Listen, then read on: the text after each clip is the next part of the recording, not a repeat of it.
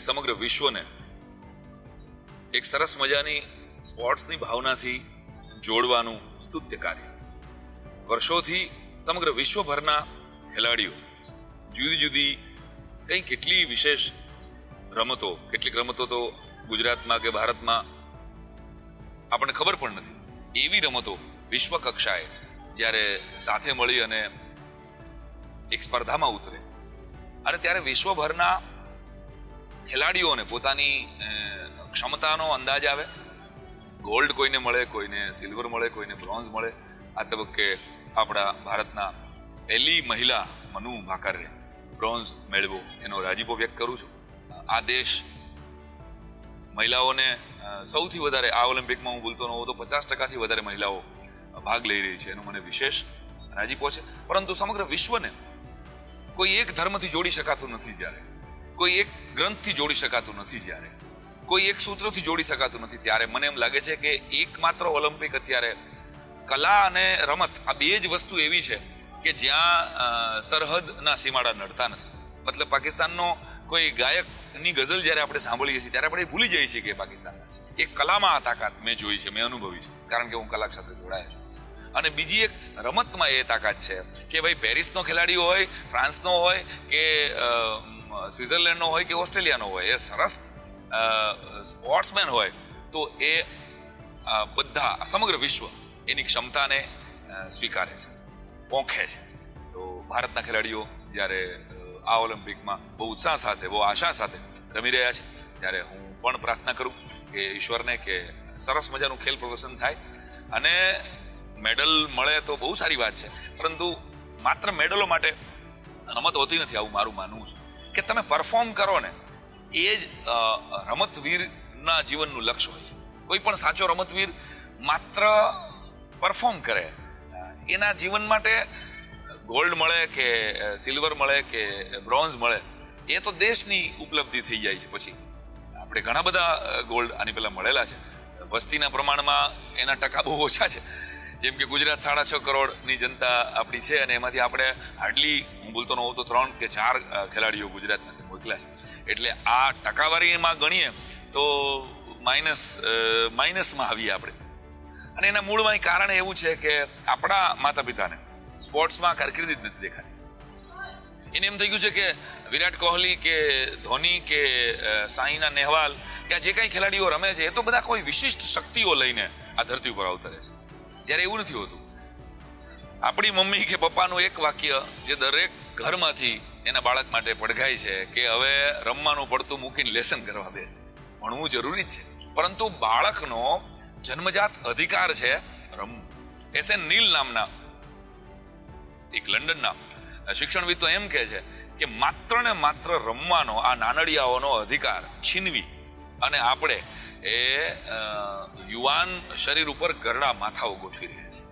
એટલે બાળકને, મને પણ નહોતું ભણવું ગમતું અને તમે પણ જેટલા પણ મારી વાત સાંભળો છો, કોને ભાઈ નિશાળે જવું ગમતું, કોને લેસન કરવું ગમતું?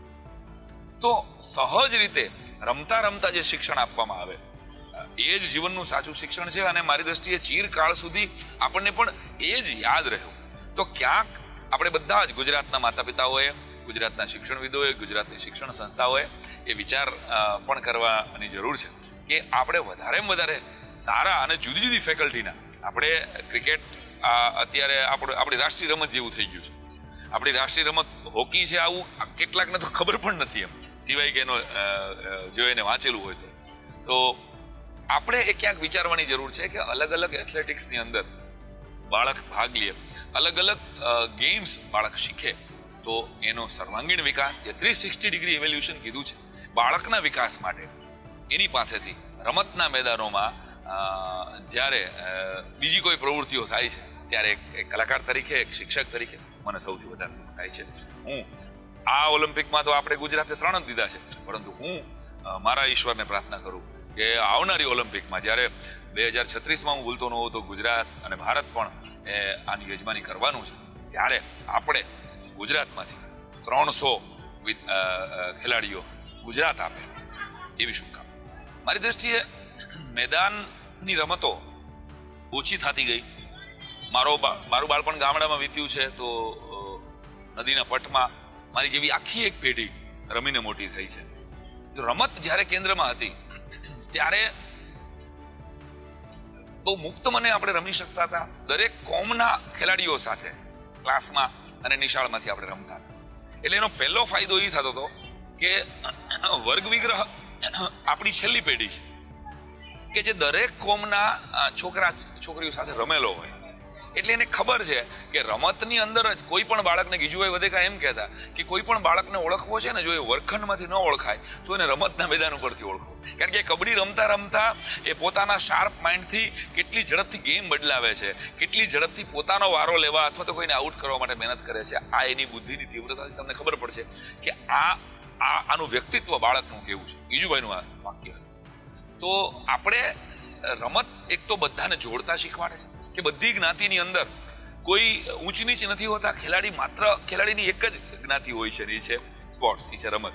તો કોઈ કોમ રમતની અંદર બધી જ કોમ ઓગળી જાય છે. એટલે એક તો બહુ મોટું સમરસતાનું કાર્ય મેદાનની રમતો કરે છે. બીજું કામ કે તમે જ્યારે હારને પચાવો છો ત્યારે તમારા કરતા સુપિરિયર છે અને હાર્યા પછી પણ તમે તમારા સાથે ખેલેલા ખેલાડીને હાથ મિલાવીને અભિનંદન આપો છો. એટલે એક ભાવના, સ્પિરિટ ઓફ સ્પોર્ટ્સમેન, આ વાક્ય આપણે જીવનમાં પણ બોલીએ કે આનામાં તો કાંઈ સ્પોર્ટ્સમેન સ્પિરિટ જ નથી.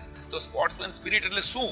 તો કે હારથી થાકી ન જવાય, નેવર ક્વિટ. અત્યારે ખાલી ક્યાંક શિક્ષણ જરૂરી જ છે, પરંતુ માત્ર ગુખણિયું જ્ઞાન કરી અને છોકરાના રમવાના અધિકારો આપણે છીનવી દીધા.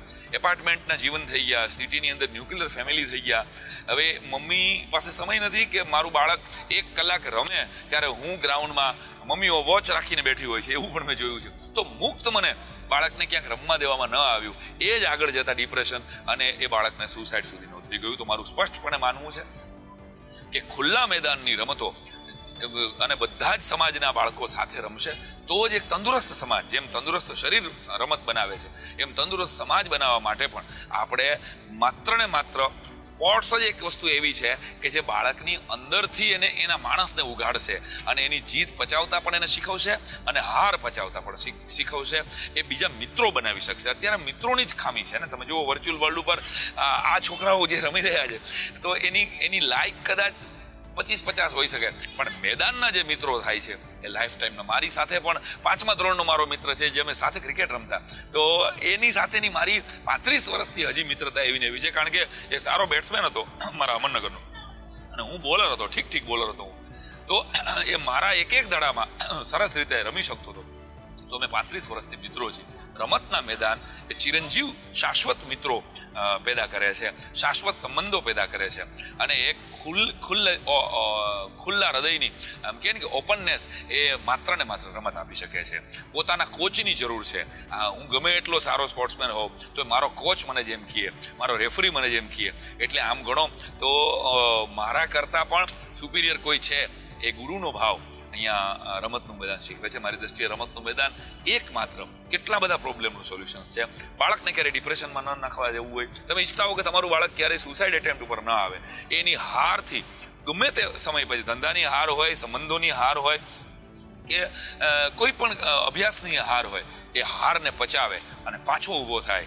બોક્સિંગની રિંગ તમે જો જોયું હોય તો બોક્સિંગની રિંગમાં પેલો એકાદ મુક્કો મારે અને એકાદ સામેનો ખેલાડી પડી જાય પછી રેફરી 10 ગણે છે અને 10 ગણે ત્યાં સુધીમાં બીજા ખેલાડીએ જો ઊભો થઈ જાય તો રમત ચાલુ રહે છે.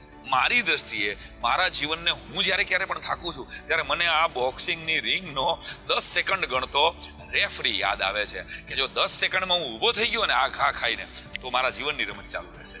તો મારી દ્રષ્ટિએ સ્પોર્ટ્સ ક્યાંક ને ક્યાંક મારા હૃદયની નજીક છે અને એટલે જ મારા જીવનમાં પણ ઉતાર ચઢાવ કોઈને પણ જીવનમાં આવ્યા જ હોય, પણ ત્યારે હું જો ઝડપથી એમાંથી ઓવરકમ કરી શક્યો તો કારણ કે હું આજે પણ મારી સ્કૂલના બાળકો સાથે જ્યારે સમય મળે ત્યારે રમી લઉં છું અને હું મારી જાતને ભાગશાળી સમજું.